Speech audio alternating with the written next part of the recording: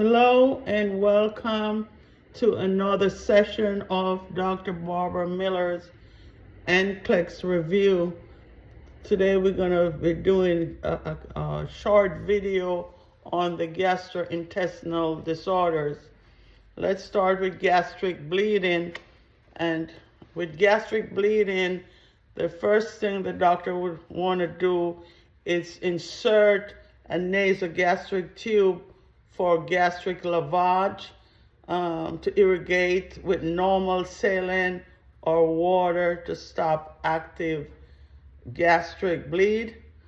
As indicated, you want to obtain an X-ray to confirm the placement of the NG tube prior to fluid installation to prevent aspiration. You want to monitor the nasogastric tube for absence or presence of blood. You want to assess the amount of bleeding and prevent gastric dilation. Inserting a large bore NG tube is the first nursing action. For gastric lavage, you want to turn the patient to the left side 200 to 300 milliliters, not more. And also you want to test the hematocrit and the hemoglobin.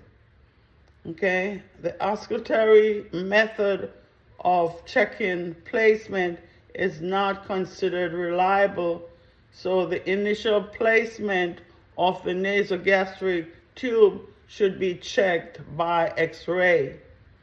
Subsequent placement should be checked by aspirating the stomach or the intestinal contents and measuring the pH. Gastric pH is 1 to 4.4. Intestinal pH is 0.6, and respiratory pH greater than 7. If residual exceeds 100 milliliters of intermittent feeding or 2 hours worth of continuous feed, hold or stop the feeding. Do not refeed. Okay? Not refeed, aspirate. Notify the provider as soon as possible. The next topic that we want to go over is diarrhea.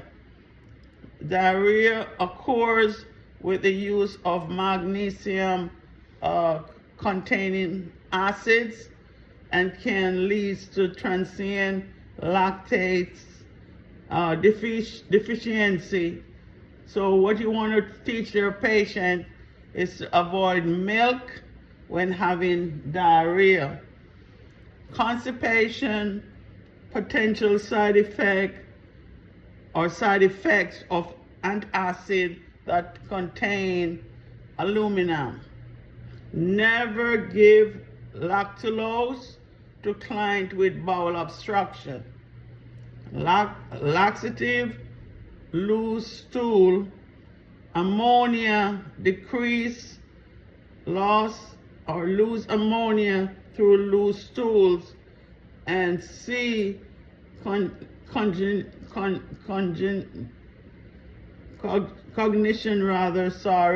returns to improve in mental status.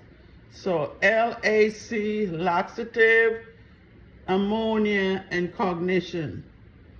Fecal impaction, seepage of liquid stools will be the hallmark sign.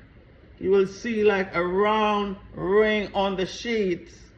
Okay, so fecal impaction, seepage of liquid stool. Biliary obstruction, stool will be seen as light gray or clear colored. The H. pylori testing gastric samples are collected via colonoscopy or endoscopy rather. And then you have your upper GI diagnostic test. Patient must be NPO, receive laxative, prep, and push fluids after the procedure. The patient must remain NPO until the gag reflex return. You really do not want to give patient any ice chips or sips of water. Okay, you want to try to avoid aspiration. The next topic is colonoscopy. You know, colonoscopy is given at age 50. However, if the patient has strong family history of colon cancer, they could start testing in their early 40s. So colonoscopy pre-procedure includes laxative preps as well as clear liquid diet that avoid, and the patient should avoid red colored juices and jello. Okay, so colonoscopy is done every 10 years if there are no polyps found. However, if the patient has colon polyps, it should be taken every 5 years to detect any cancer growth. Sigmoidoscopy is another pre-procedure involve an animal. Gallbladder series, patients teaching.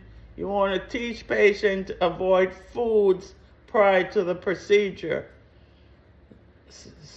Stomatitis is inflammation of the oral cavity as a result of trauma or disease.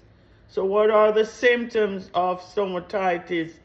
Excessive salivation and halitosis, bad breath. Patient teaching bland diet and with cold drinks. The other topic is ileostomy. Ileostomy is a surgical opening into the ileum to drain stool. When the entire colon must be removed due to disease such as Crohn's disease or ulcerative colitis, patient teaching fluid will drain continuously. The next topic is esophageal hernias, also known as hiatal hernia, herniation of a person or a portion of the person's stomach through the esophageal opening into the diaphragm. What are some risk factors for hiatal hernias? Obesity, ascites. What is ascites? Fluid in the abdominal cavity, muscle weakness, and tumors. What are the symptoms of esophageal hernia? It may be asymptomatic, or patient may complain of heartburn and reflux. The patient may also complain of chest pain while lying down. How do you treat hiatal hernia? You want to instruct the patient to sleep with the head of the bed elevated. And you want to have them remain upright for 30 minutes after meals. The other topic is gastroesophageal reflux disease, also known as GERD. Reflexes pushes the stomach content into the esophagus, causing regurgitation, heartburn, and irritation. Reflux, risk of higher aspiration. Okay, patient, you want to assess for dyspepsia, indigestion, post-meal, along with regurgitation, pain radiating to the neck, the jaws or the back, atypical chest pain resembling a heart attack. The patient will also have pyrosis, burning sensation in the esophagus, or odynophagia, painful swallowing. Increased flatus, eructation, or burping, relief from pain by drinking water, sitting upright, or using an acid. Chronic GERD may lead to dysphagia. So what are some things that you need to teach your patient? You want to instruct them to have small, frequent meal, increase fluid intake, avoid alcohol, caffeine, spicy foods, chocolate, and citrus. Okay? Regurgitation could cause Barrett's esophagus, where the food comes out from the stomach and cause an erosion in the esophagus. So you want to instruct patient not to go to lay down after meals. The other topic is that of peptic ulcers disease. Patients commonly experience an aching, burning feelings and annoying in their epigastric region. The patient will feel more intense pain on an empty stomach. So you want to provide meals to help relieve the pain. So what's the complications of peptic ulcers? Bleeding. Aspirin should be avoided because it contains salicylates, which are irritating to the gastric mucosa. Patient teaching, you want to instruct patient to avoid caffeine, alcohol, smoking, stress, and salicylate. So what are the treatments for peptic ulcers? Triple therapy, including 2 antibiotics and proton pump inhibitors, such as omeprazole, Prilosec, Prevacet. Also H2 antagonists such as ranitidine. The next topic is gastric ulcers. Patient will have pain when eating. Treatment is misoprostol or misoprostol. Prior to administration, perform a pregnancy test in female patients. Then another type of ulcer, duodenal ulcers, pain is relieved by eating. So if you see questions on your SAFE board talking about duodenal ulcers, you know if the patient experiencing pain, that you want to remind them that they need to instruct or remind the nurse and student to instruct the patient to eat, because pain is relieved by eating. Okay? They also will give sucralfate or carafate, coats duodenal ulcers, and that could also cause constipation. The next topic is cholecystitis. And what is cholecystitis? Inflammation of the gallbladder caused by a stone, cholelithiasis. So what are the symptoms for cholecystitis? Pain in the upper right quadrant sometimes occurs after eating a meal consisting of fried fatty foods. Pain can relieve radiate rather to the back. Acute phase patient should be NPO and slowly advance to clear liquids and then a low-fat, bland diet as tolerated. Pancreatitis is the next one. Pancreatitis can be very serious process of autodigestion when the pancreatic enzymes are activated while still in the pancreas, not when they reach the intestine where it is supposed to occur. So what are some patient teaching? You want to instruct patient to avoid alcohol. Patient will be NPO and slowly advance from clear liquids to a low-fat diet with small frequent meal regimen. Low-fat, high-protein, and high-carbohydrate diet. Want patient to eat like a broiled chicken with rice, high protein and high carbs.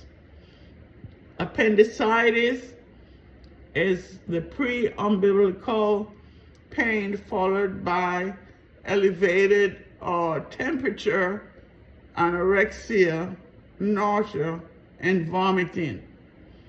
Pain is localized at the McBurney's points between the umbilicus and the right iliac crest. The Rovsing sign, R as in road, O as in orange, V as in Victor, S as in Sam, I as in image, N as in Nancy, G as in good sign. Occurs when palpation of the left lower quadrant cause pain in the right lower quadrant. Post-op, you want to schedule analgesics for 24 hours post-operatively. Diverticulitis, okay, inflammation of the diverticular and surrounding intestine. Acute onset of abdominal pain in the left lower quadrant. So what are some teaching for your patient? You want to instruct patient to have regular bowel functions, avoid laxative and enemas, stay well hydrated, clear liquid diet during symptoms, progress to low fiber, then high fiber diet. Skip seeds. They should avoid any fruits or any snacks with seeds, nuts, popcorn to prevent blockage. Skip irritating foods and drink, for example, alcoholic beverages. And you want to limit fat at least 30% daily. Irritable bowel syndrome causes changes in the bowel function, chronic diarrhea, constipation, bloated feelings, and abdominal pain.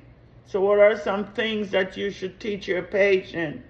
You want to instruct the patient to limit the intake of foods that cause irritation, gas-forming foods, okay, such as broccoli, cabbage, caffeine, alcohol. You want to encourage a diet high in fiber and fluids. You want to instruct client to keep food diary to record intake and bowel patterns to adjust diet to prevent exacerbation. The next topic is Crohn's. Remember, the GI starts from the mouth to the anus, and so that's Crohn's. There is no cure for Crohn's, cannot be cured by surgical interventions. After all layers of the bowel wall, from the mouth to the anus, most often the terminal ileum. So what are some symptoms of Crohn's disease? Malaise, fever, rectal bleeding, both male and female, abdominal pain, fistula, ulcers, high risk for developing cancer. Ulcerative colitis can be cured by surgical interventions. What are some symptoms? Rectal bleeding, rare to see masses or fistula. Do not confuse inflammatory bowel disease with irritable bowel disease, which is much less severe. Inflammatory bowel disease is an autoimmune disorder that includes Crohn's and ulcerative colitis. Bleeding is common with ulcerative colitis. This helps differentiate from Crohn's disease, in which it is rare.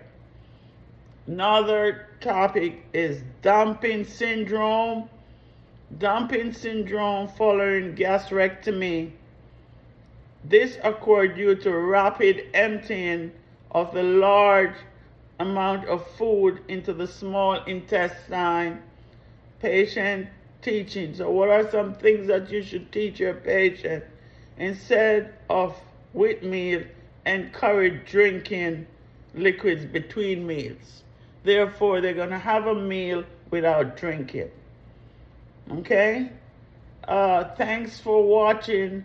Hope this short session on the GI gastrointestinal disorders benefits your preparation for your NCLEX.